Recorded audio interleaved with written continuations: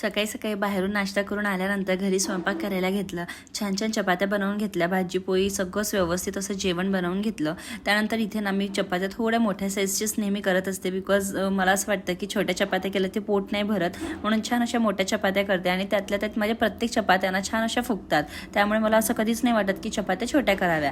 त्यानंतर इव्हिनिंगच्या वेळेस ना मी प्रीतम आणि अवयव खाली वॉक करायला निघालो होतो. आज ना मला हा टॉप खूप जास्ती आवडला होता, म्हणजे मला असं वाटत होतं परत परत मी स्वतःला बघू. आणि त्याचबरोबर अवयव आणि प्रीतमसुद्धा, म्हणजे प्रीतमने मला कॉम्प्लिमेंट केलं की हा टॉप खूप छान वाटतोय.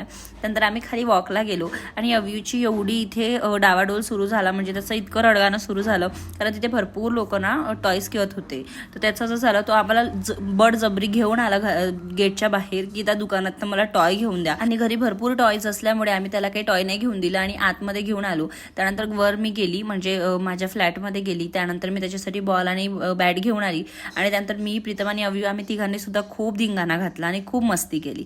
त्यानंतर मी घरी आली आणि माझ्याकडे ना फुटाणे होते. मी म्हटले याचं जे वरचं शेल आहे ते काढून घेते आणि त्यानंतर मला फुटाण्याचे ना छान असे छोटे छोटे लाडू बनवून घ्यायचे होते. तसं तर आम्ही फुटाणे पण नॉर्मली खातो, पण मी म्हटलं की आता थंडीचे दिवस आहे आणि गुड गरम असतो, त्यामुळे ते आपल्यासाठी हेल्दी पण आहे आणि टेस्टी पण होणार, म्हणून मी छान असे छोटे छोटे त्याचे लाडू बनवून घेतले आणि सगळ्यात आधी प्रीतमला टेस्ट करायला दिलं. प्रीतम बोलला की त्याला लगेच नाही खायचं, पण तरी सुद्धा म्हटलं की एक तरी खा, मी बनवलं एवढं, आणि असाच खायचा दिवसाचा शेवट केला. चला बाय.